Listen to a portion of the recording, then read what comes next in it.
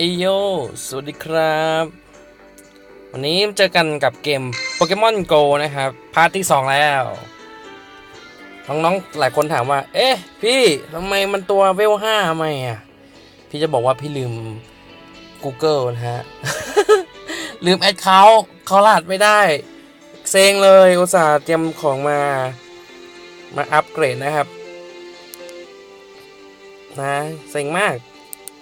ก็วันนี้ก็มาลองเล่นตัวใหม่ดูนะฮะเพิ่งสมัครเมื่อกี้เองเซ็งเบยนะฮะอุตส่าห์จับไปตั้งหลายตัวมาเลยนี่ฮะวันนี้โยโกะเอ้ยมันดื้อไม่โป๊ะ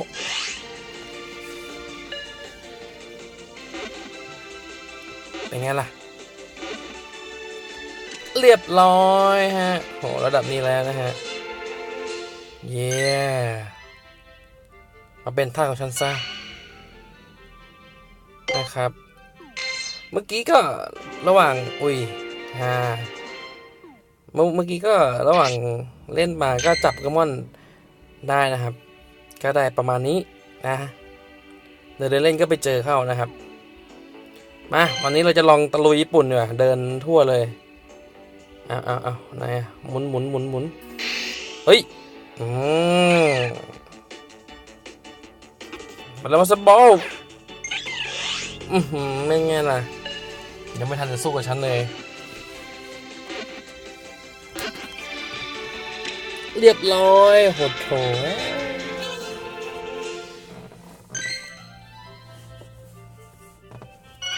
มาอยากรู้เหมือนกันว่าวันนี้ถ้าเดินไปเรื่อยๆแบบว่าไม่อยู่กับที่นะฮะแบบพาร์ทที่แล้วจะเจออะไรมั่งนะฮะ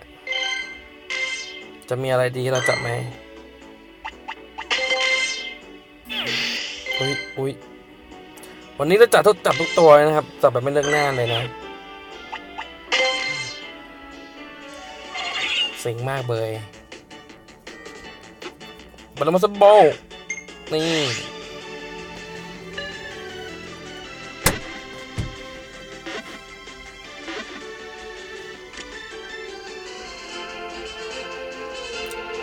มา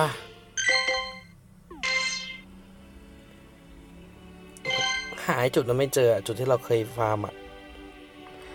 อยากร้องไห้เนี่ยคันนี้มีอะไรบ้างเนี่ยโอ้เฮ้ยเอามาเดินหางคาวเหรอจะได้หางคาวปะหางคาวร่าง3ของซูแบนนะครับเฮ้ยเราไว้นี้น่าจะเจอยังอยู่ไหมเอาหายแล้วแสดงว่าอยู่ข้างบนหรือเปล่าเอ้ยเงาไม่มีแสดงว่าอยู่ขวามือนะครับเฮ้ยอย่าเพิ่งหายดิหายเหรอโอ้ใจร้ายอ่ะเร็วไป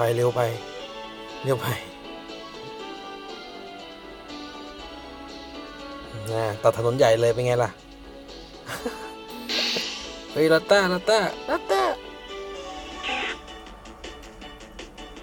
ไปเลยมาสบอล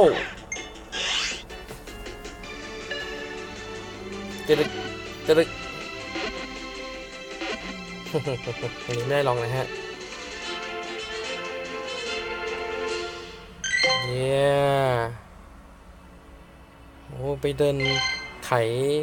ภูเก็ตสต็อปกันดีกว่าพวกเราเผื่อจะเดินเจอของดีอาจจะเดินเจอมิวทูงี้ มันจะเจอวะ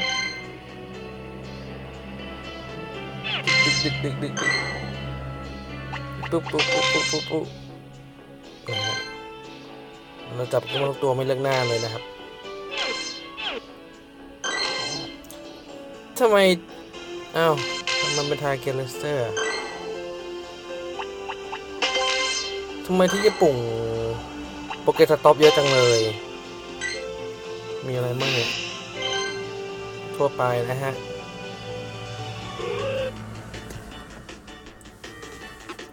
ปุ๊บ4P10เองอะ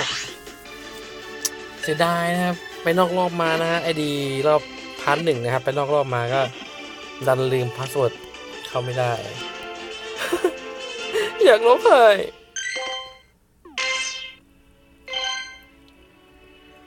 ดูดิวันนี้ว่าเราเจอตัวไหนเจ๋งบ้างไหมเสียดายเบลลีฟแบบรอบนั้นได้เบลลีฟใช่ไหมนี่ไงเรา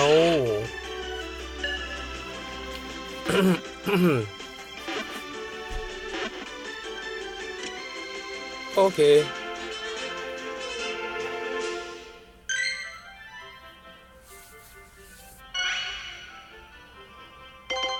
เย้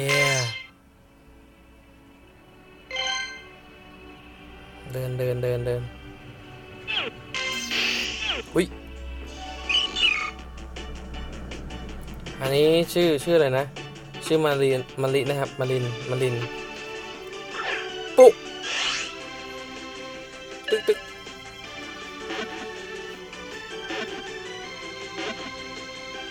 เรียบร้อย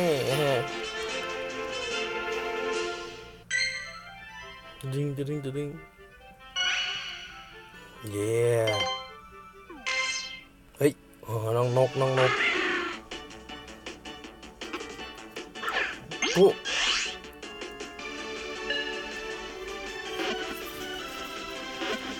ดูดิรอบนี้เจอแล้วมั้งจริงๆอยากได้โพนิต้าไพลอตมันดูสวย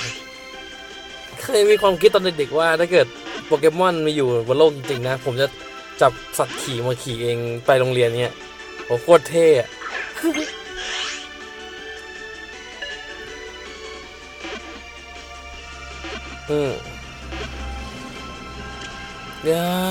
สโกยนะครับ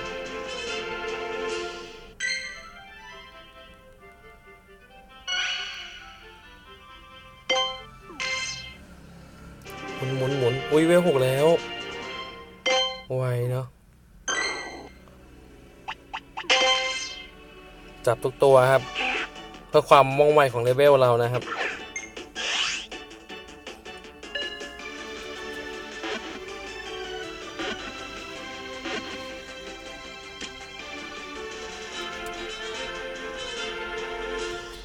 บ้า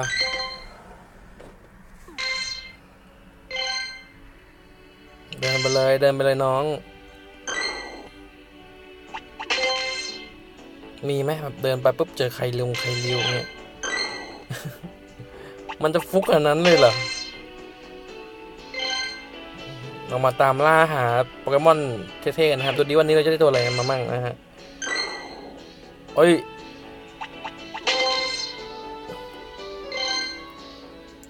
บอกฉันหน่อยได้ไหม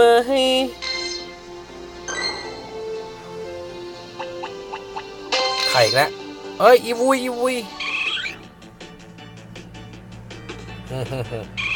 เฮ้ยมันสู้โอ้โหมันสู้นี่ไงตรงนี่เลยนะฮะ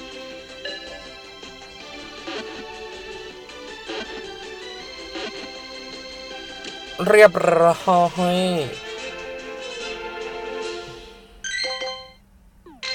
ได้มาแล้วนะครับ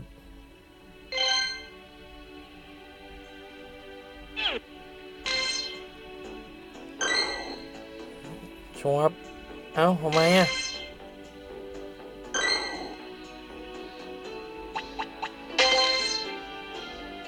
อุ๊ยมีตัวอะไรมีแมงมุมอ๋อมีสตาร์มี่นะครับนี่ไงแล้วจังหวะพอดีนะฮะ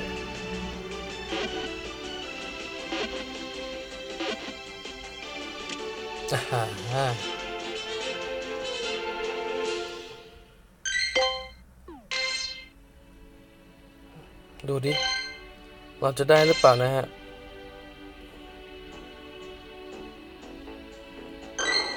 มาฉันหมุนหน่อยนี่ตัวเกี่ยวก็มีที่หน้าเล่นเหมือนกันนะผมว่าถ้ามีตังก็อยากจะไปมั่งนะครับ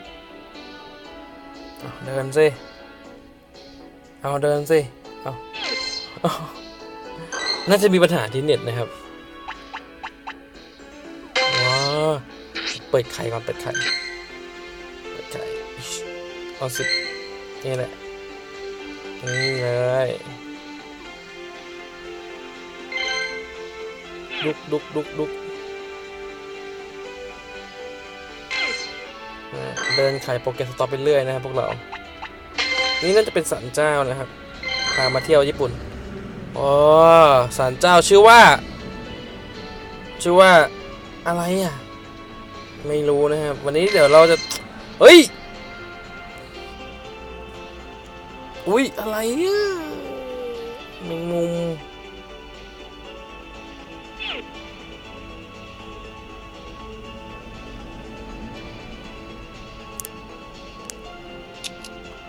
อย่าแคปหน้าจอก่อนนะครับแสดงว่าเราเดินหาเจอจนได้แล้วครับแมงมุมดึงปิ้วแบบเรียลไทม์ดึก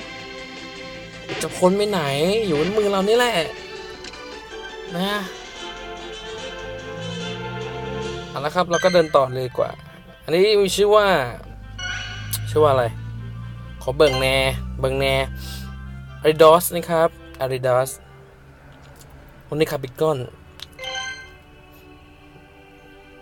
ตั้งแต่เล่นมาผมเคยเดินเจอแค่ครั้งเดียวครับที่เหลือยิงสไนเปอร์แอบมีความเลวอ่ะ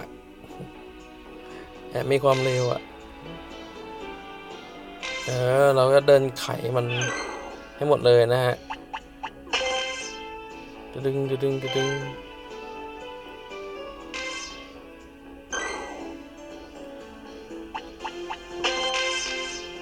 โอ้ยมีปิ๊ปปี้ด้วยใช่ไหมอุ้ยตัวอะไรแล้วอ๋อ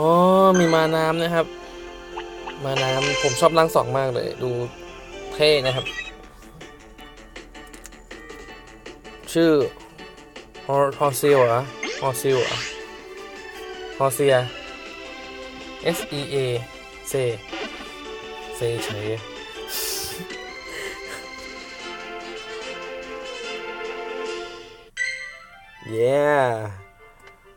ลงบันทึกในโปเกเด็กนะครับ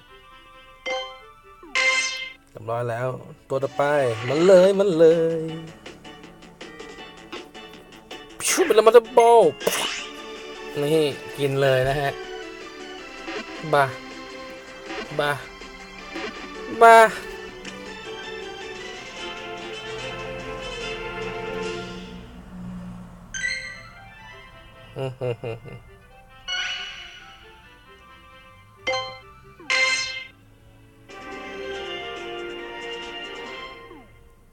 โอเค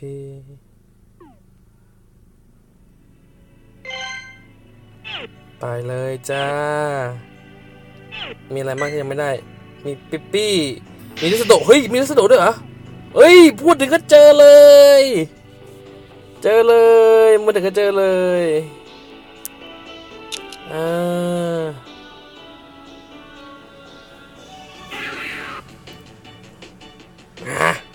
ไม่เสียเที่ยวนะครับแล้วมาสบอลบลูทำไมโห CP ยัง129เนี่ยนะไม่น้อยเลยอ่ะไม่น้อยเลยในที่นี้คือว่าเลเวลตัวละครผมมันน้อยนะครับได้โอ้โหพระเจ้าช่วยชิโตคังเงะว่าเจอยากแล้วนะฮะเจอริสโดะนะครับว้าคุ้มแล้วเนี่ยสุดยอดจริงๆนะครับเฮ้ยตรงนู้นมีสุกุระวสตามี่เกิดนะฮะเดี๋ยวมีโกสด้วยนี่เรามาชมมันเลยด้านบนนะครับว้าศาลเจ้าที่นี่ได้รับความนิยมจริงนะครับผมถ้าเกิดเรามีแฟนก็นะเป็นมิโกะเงี้ยนะโอ้พามาเดทพามาอะไรเนี่ยพามาเดทที่วัดคิดอะไรอยู่ บัตรสีบัตรเลยจริงๆ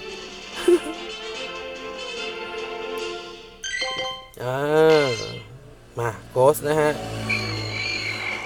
ร่างแรกนี่ชื่อโกสนะครับถ้าร่าง2นี่จะเป็นร่าง2นี่เป็นโกสโตนะครับเอา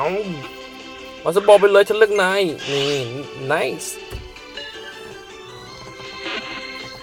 ร่าง3นี่จะเป็นเกงกาแต่ผมไม่มั่นใจเกงกามันมีอันนี้ป่ะ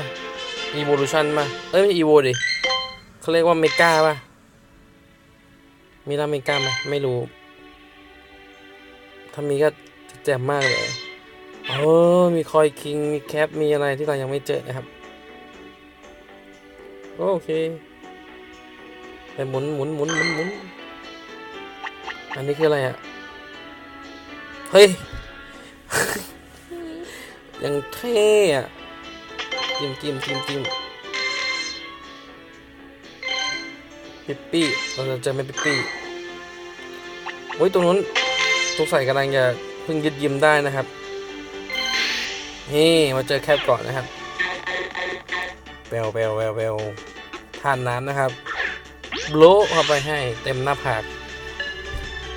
ผมว่าโปเกมอนมันต้องเจ็บมั่งอ่ะโยนไปอย่างเงี้ยก็เช่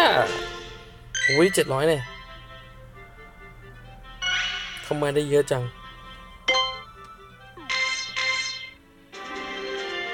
ว้าเวล7แล้วนะครับแป๊บเดียวเองเห็นไหมแป๊บเดียวเวล7ไม่ยากเลยนะครับถ้าเดินเล่นยากมาก ไม่ไหวครับ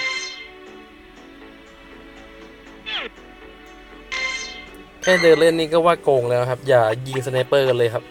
ทำร้ายจิตใจผู้เล่นมากครับเดินจับแทบตายมันยิงสไนเปอร์ทีเดียวได้เลยอุ้ยน้องปลาดูนะฮะว้าวปลาวานนี่คือสดศึกเล่นนะครับถามว่าอะไรชินจูกุเซ็นทรัลพาร์คนะครับอ๋อนี่ใครไม่เคยเห็นนะครับชินจูกุเซ็นทรัลพาร์คนะครับนะพาแบบว่าสาววิ่งมาเนี่ยหลบฝนนะในหนังอนิเมะวิ่งหลบฝนมันนั่งข้างในเธอเราแบบเนี้ยฉันกลัวจังเลยมันมืดไปเกินไปแล้วนะเฮ้ยฟินนี่ไงโดดยองๆเลยนะฮะคอยคิงทำไมต้องชื่อว่าคอยคิงวะมันนานอย่างนี้กว่าจะอัพเพื่องานล่างคอยเข้าไปโคตรคอยนะฮะเอ้ยมันหนีอ้วนแล้วมันหนีนี่เราจับตัวนี้ดีกว่าตัวนี้ชื่อว่าอะไรอ่ะวิดเดิลเหรอวิดเดิลนะฮะชื่อญี่ปุ่นผมไม่รู้เหมือนกันแต่รู้แค่ว่าร่าง3มันเป็นสเปียร์โอ้ก็เป็นอีกตัวหนึ่งถ้าเกิดมีบนโลกมนุษย์ก็ไม่อยากเจอนะครับแค่พึ่งตัวเล็กต่อยมาผมยังร้องไห้น้ำตาแตกเจอสเปียร์แบกเข็มมาผมว่าไม่ต้องอะไรหรอกเอาปืนยิงตัวเองตาย ไม่ต้องมันบินเข้ามาปุ๊บผมกัดลิ้นตายเลยนะฮะโดนต่อยทรมานกว่าเข็มอย่างงั้นนะมึงแข็ง ใหญ่มากเอ็ดจ้าอะไรเนี่ย18 นาทีแล้วเหรอไวเกินไปปะ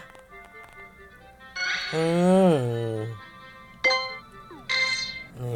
ช่วงอะไรนะบ่นไปเล่นไป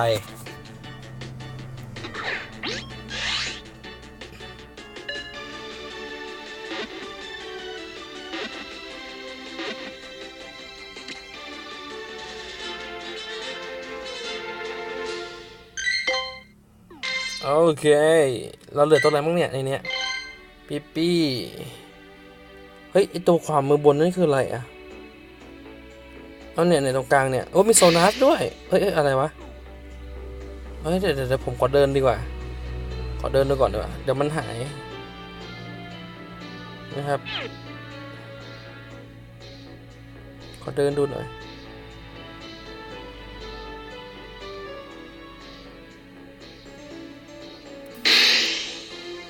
ปลาเหรอใช่ปลาเหรอเฮ้ยหรืออาจจะใช่ก็ได้วะ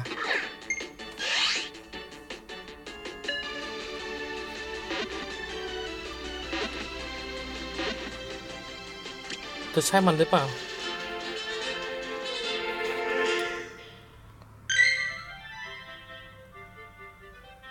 ใช่ไหม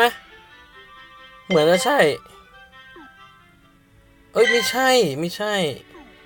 มันไม่ใช่อ่ะเดี๋ยว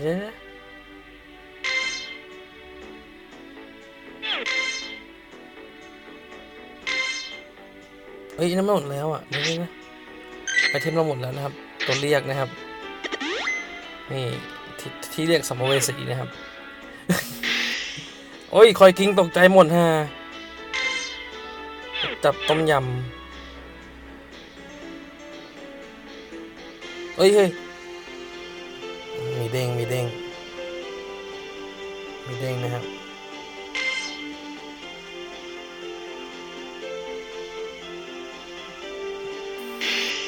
ไม่ใช่ไม่เอาได้ตัวนั้นน่ะได้ตัวอะไรวะเอ้ยเรือไปก็ไม่ได้เหรอไม่ใช่มาตัดสุบมีอ่ะเฮ้ยตัวอะไรเกิดว้าแต่ละตัวเว้ยอันนี้ได้ไปแล้วอ่ะโบลเอาไปให้เดี๋ยวเราจับไปก่อนนะครับเฮ้ยแต่กลัวมันหายแต่ข้องใจมากเลยมันเป็นตัวอะไรอ่ะเร็ว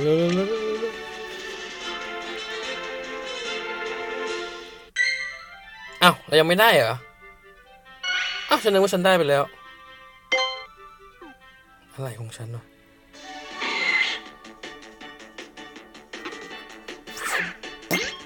Great นะฮะเยี่ยมเลยแจ่มมาก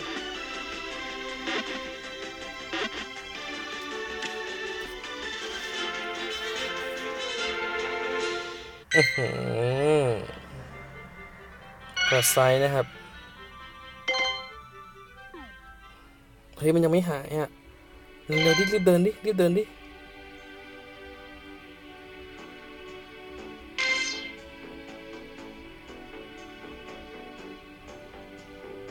ข้องใจอ่ะเอ้าหายเหรอเฮ้ยหายเดี๋ยวโอ้โหเกิดมาทำไมวะทีนี้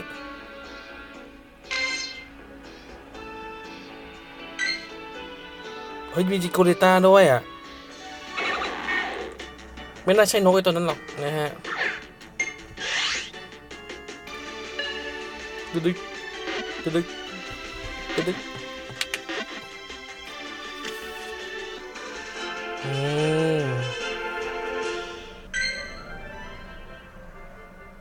สู้นะสะเฮ้ยไปแล้วเหรออย่าเพิ่งไปดิเดี๋ยวไม่ใช่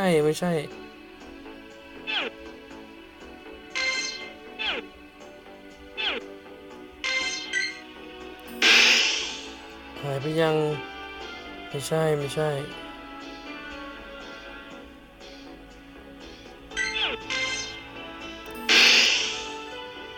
ไม่มีโหยขึ้นมาอย่างงี้ก็เสียใจนะเว้ยไม่มี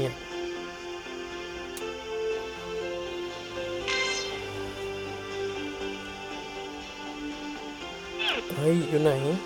โผล่มาที่ข้องใจมากเลยเอ้ยอย่าแหลกดิ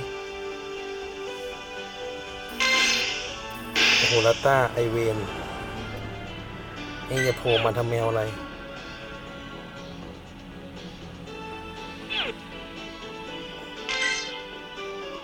ยังนะครับเงายังไม่หายไปนะครับ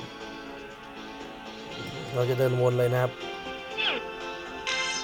เฮ้ยไม่มีเหรอเฮ้ยไม่มีเงาเหรอเอาออก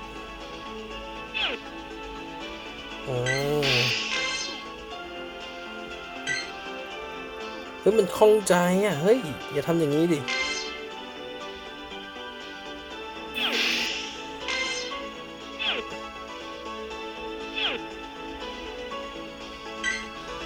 เฮ้ยมีตัวพึ่งด้วยเฮ้ยเดี๋ยวมีไหมไม่มีนะครับเดี๋ยวเรายังไม่จับก่อนนะเดี๋ยวรอก่อนนะโอ้ยกาดี้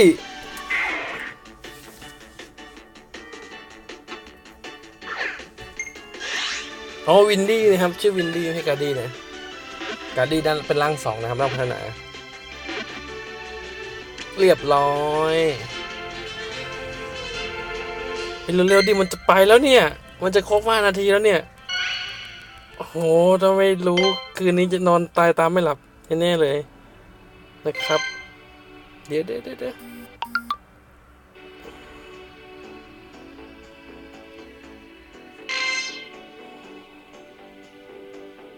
โอ้ยอยู่ไหนเงามาไกลเหมือนกันเนี่ย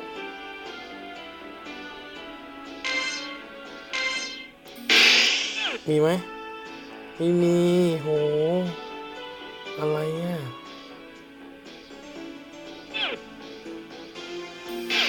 ทำไมอ่ะ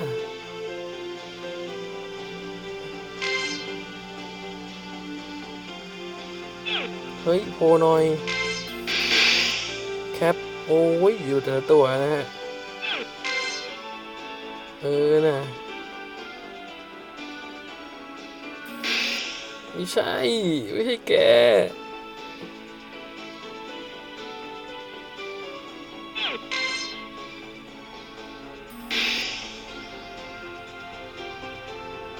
เฮ้ยหายเหรอเฮ้ยหายแล้วเหรอเอาจริง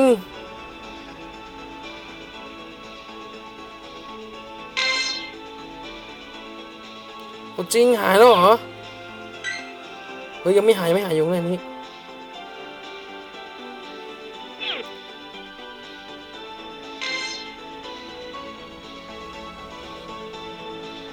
เดินลงฉันเนี่ยมัวชั่วไปหมดโซนัสนะครับยังไม่หายนะครับแต่คงใจมากเลยเฮ้ยมันจะนอนไม่หลับเอานะคืนนี้เนี่ยมีไหมไม่มีท่านผู้ชมครับช่วยลุ้นหน่อยเฮ้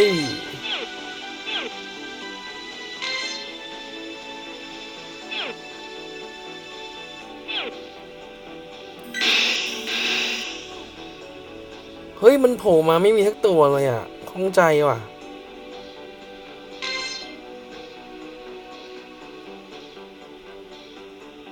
มีเนียสด้วยนะครับ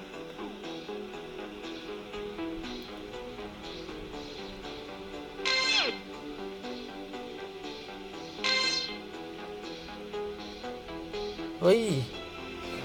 ยไม่เอางี้ดิโอ้ชาตินี้จะเจอไหมเนี่ย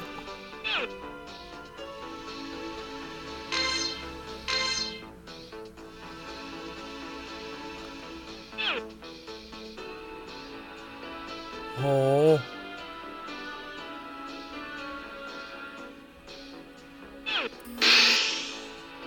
มีไหมเฮ้ยไม่เอาดิมี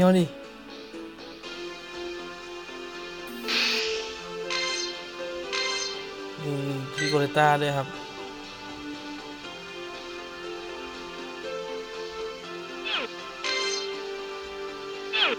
เอา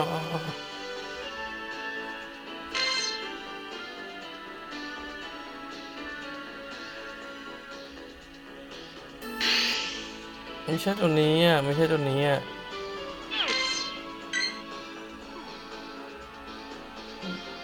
ยู่ไหนอ่ะฝั่งนี้มีไหมข้าฝั่งมาดูนะครับเฮ้ย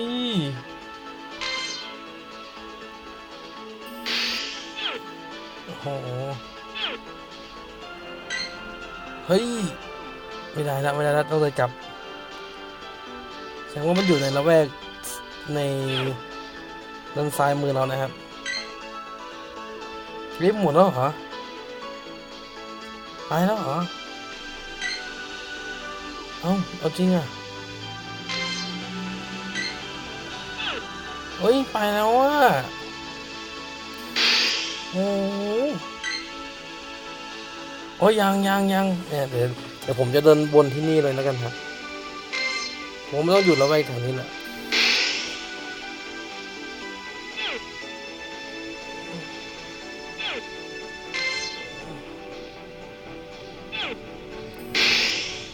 ไม่ใช่เฮ้ยร่างสองอ่ะก่อนที่จะกลายเป็นนิโดคิงนะครับโอ้โหโดนปลายเล็บขบพอดีเลย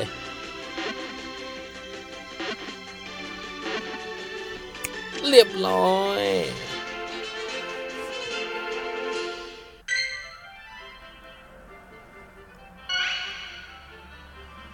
โอเคแซนเฮ้ยเดี๋ยวว่าจะค่อยมาจับทีหลังฮะเพราะว่าเดี๋ยวจะตามหาตอนนั้นก่อนเราก็ลืมเนี่ยเห็นไม่ได้เลยออกไปก่อนนี้ไปไม่หนีเองนะเว้ยยังอยู่ไหมต้องอยู่ดิ ฮ้ยไม่อยู่แล้วอะจริงเหรอเฮ้ยไม่อยู่แล้วอะเนี่ยมันกดแบบว่ากดเลื่อนอันที่2ไม่ได้ครับคือก่อนมันจะแบบว่ามีหน้า2หน้า3นะถ้าเห็นเงาเยอะอะไรเงี้ย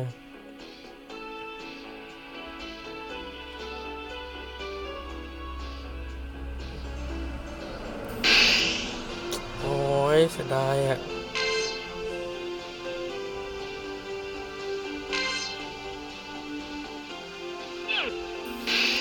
เฮ้ยเซนิกาเมะครับไม่อยู่แล้วนะครับน่าจะเอ้า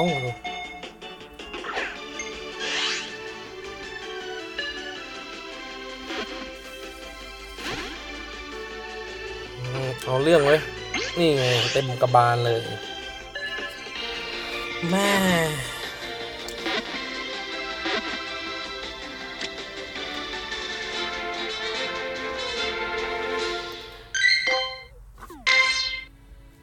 ทำไมทำกันอย่างนี้ล่ะเฮ้ย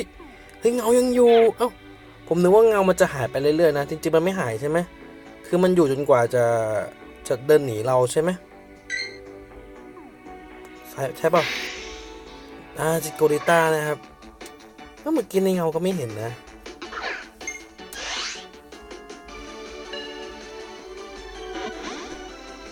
มันดิ้นโอ้ยมันดิ้นนะฮะ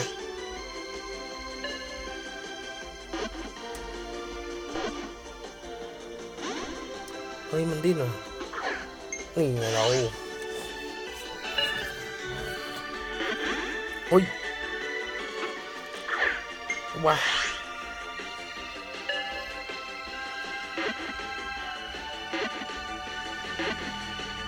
เรียบร้อยนะครับชิโกริต้า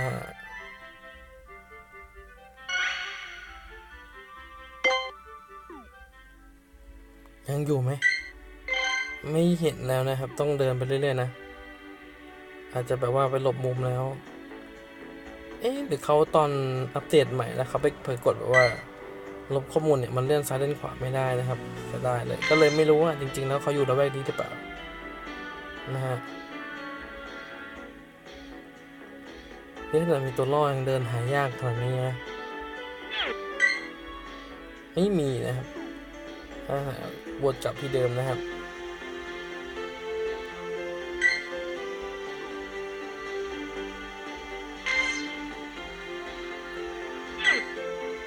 ยังอยู่แถวนี้นะฮะยังอยู่ระแวกนี้ผมว่าเนี่ยมันระแวกไอโซนนั้นในเนี่ยแหละผมคิดอย่างนั้นนะไม่พอใจหมุน1 รอบดิเดี๋ยวนี้จะได้ไหมหมุนเอาเลิกเอาใช้นะครับเดี๋ยวเราวนรอบมาหลายรอบแล้วนะครับเราต้องผ่านไปตรงๆเลยก็ค่อยเดินค่อยเดินกระดึบไปนะครับเดินไปนี่ไงเจอต่อทองนะครับล่าง2นั่นเองว้าวไม่โดนด้านไหน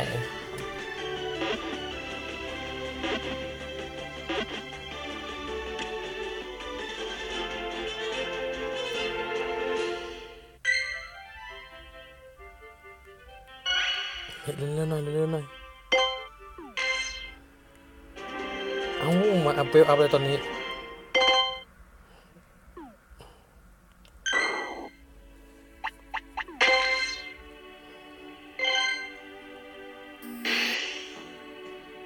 ยังอยู่ไหมยังอยู่นะครับยังอยู่ผมว่าต้องอยู่ในระแวกนี้แหละนะมันหนีไปไหนไม่ได้หรอกโอ้โหโซนาเต็มเลยตรงนี้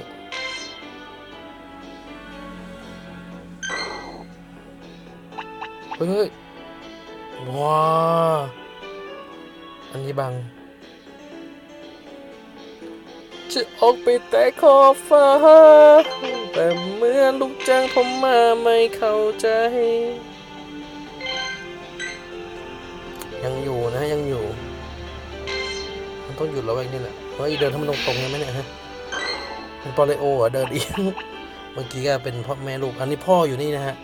แอมมาอยู่นี่นั่งเหงาเลยคิดถึงเมียน้อยบ้าไปแล้ว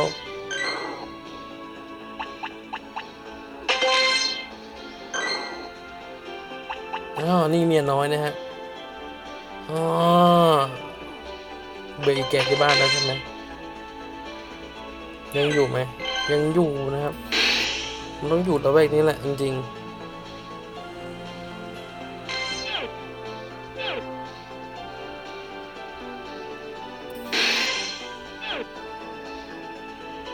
นะ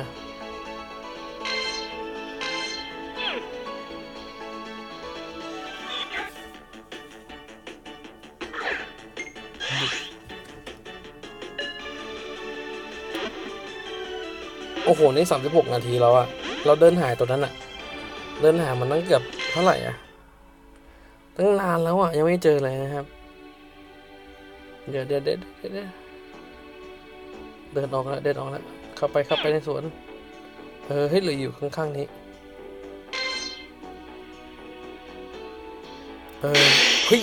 ใช่ไหมใช่ไหมใส่มือเมื่อกี้แวบๆอย่าค้างดิอย่าค้างหน้าดิเอาค้างเลยเอาหายเลยไม่ใช่นะครับอันนี้มันเป็นโอ้โหไม่ใช่เหรอนึกว่าใช่นะครับเป็นผู้สาธารณะหรือเปล่าครับร่างที่จะพัฒนาเป็นผู้สาธารณะโอ้สวัสดีใจนะครับ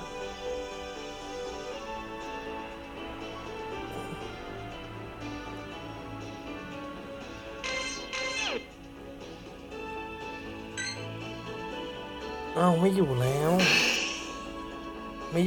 อ่ะเขายังอยู่ครับยังอยู่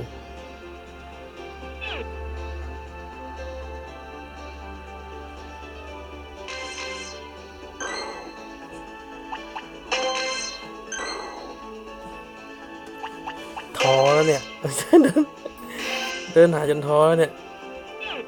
นี่ขนาดไม่ได้ไปเดินเองนะเดินเองมีน้ำตาตกในอ่ะ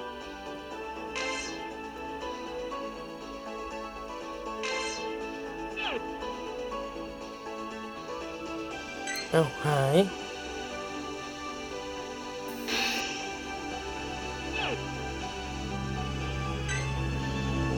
อ้าวพยายามอยู่ฝั่งนี้ด้วย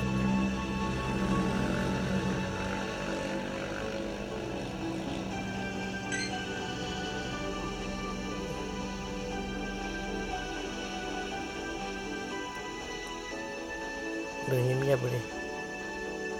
เดี๋ยวใกล้ตื่นค่อยๆเดินนะเดินไปเหมือนโปเกต็อปไป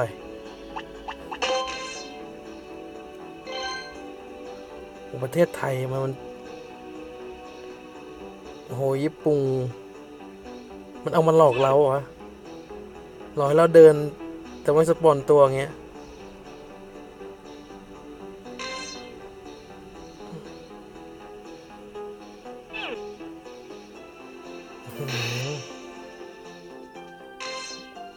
อือหือ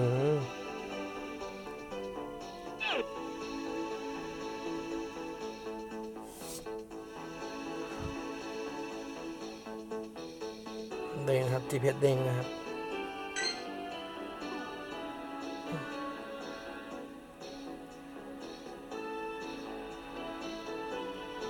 โ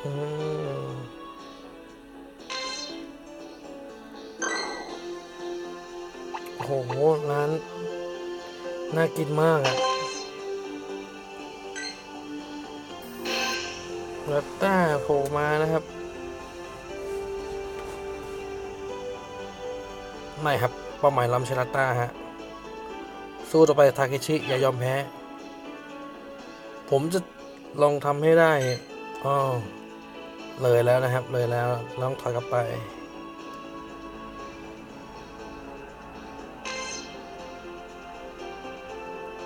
ตอนนี้มีไหมยังมีเงาอยู่ไหมเงาหายแล้วครับ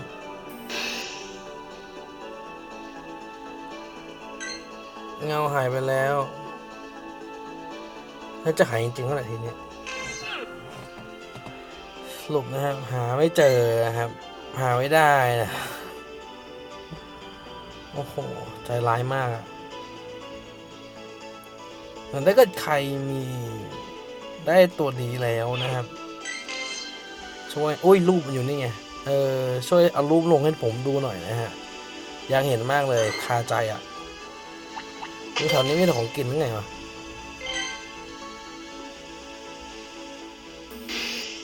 โซนัสอีกอะ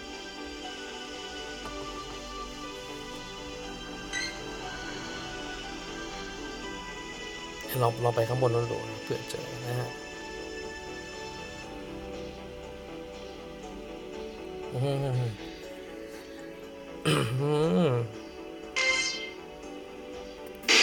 อุ้ยมาเต็มแต่ไม่มีแค่ตัวเลย มาทำไมเนี้ย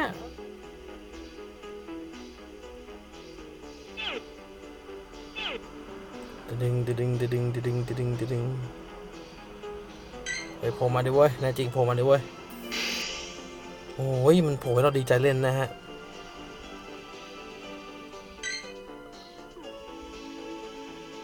โอ้ยมีไหมเนี่ยมีในเงาอ่ะ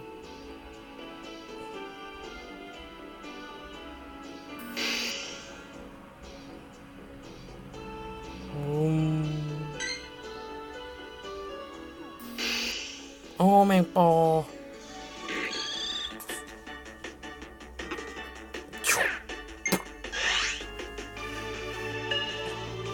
กระดึงเรียบร้อยฮะ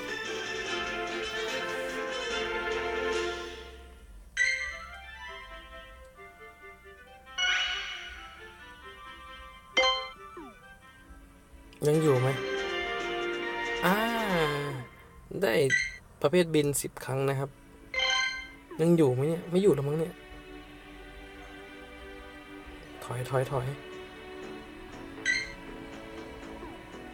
คือมันเลื่อนไม่ได้อะมันเลื่อนเป็นด้าน2ด้าน3ไม่ได้อะพอมันเลื่อนไม่ได้มันก็ทำให้เราไม่สามารถรู้ได้ครับไม่รู้ว่ามันถึงยังหรือว่ามันเลยหลุดเขตเขาไปแล้วครับ